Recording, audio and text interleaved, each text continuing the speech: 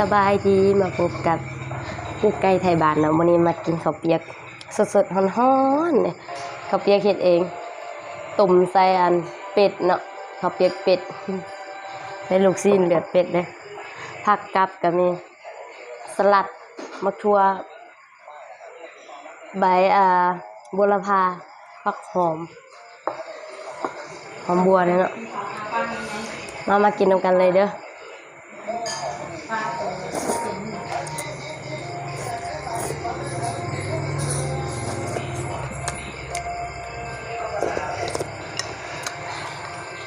บ่ได้แต่งหน้าเนาะ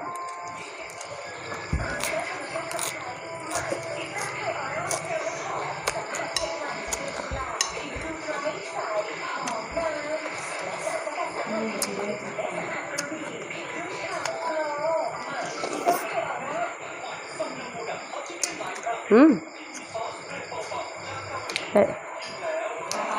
เลือด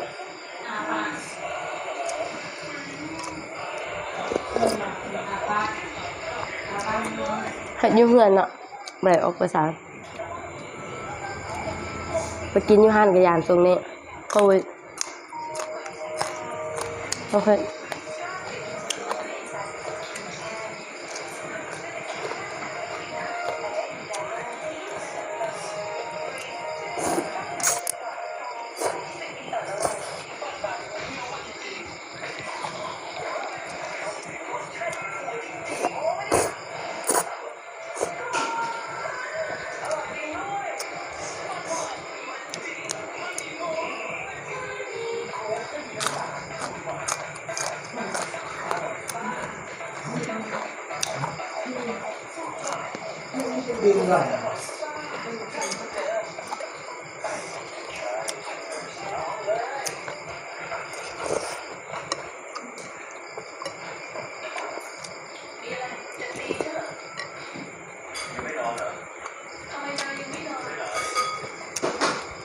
ผักสลัดงามๆก็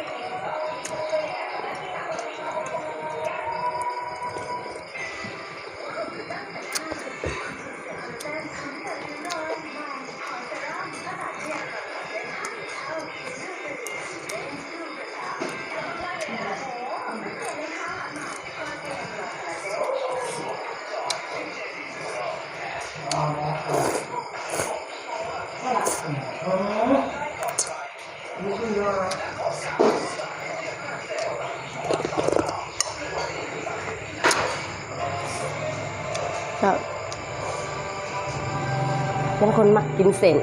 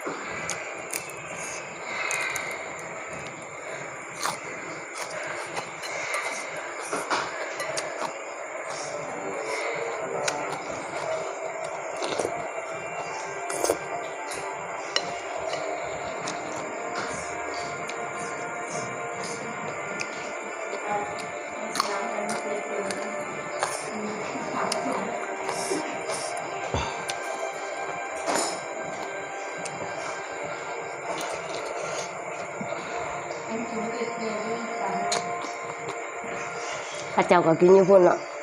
เอื้อยกับลูก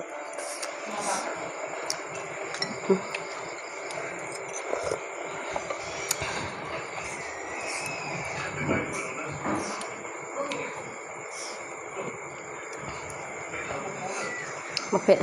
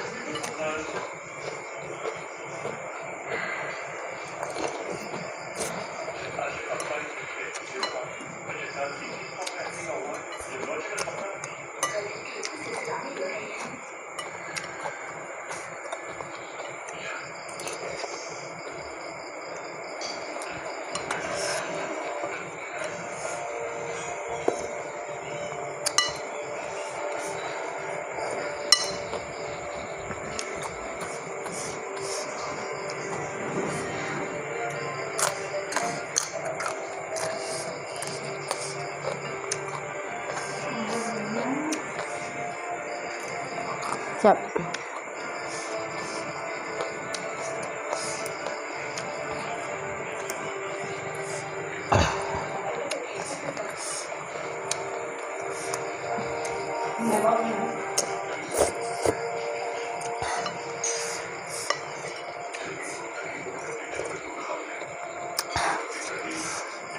เผ็ด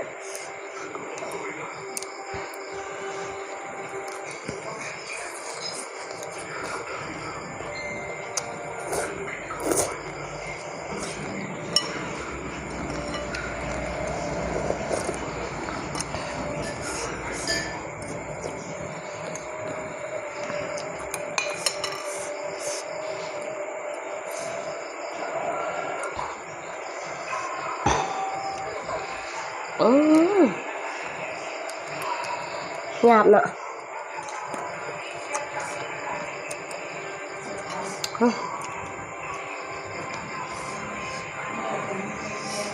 ไก่โฮ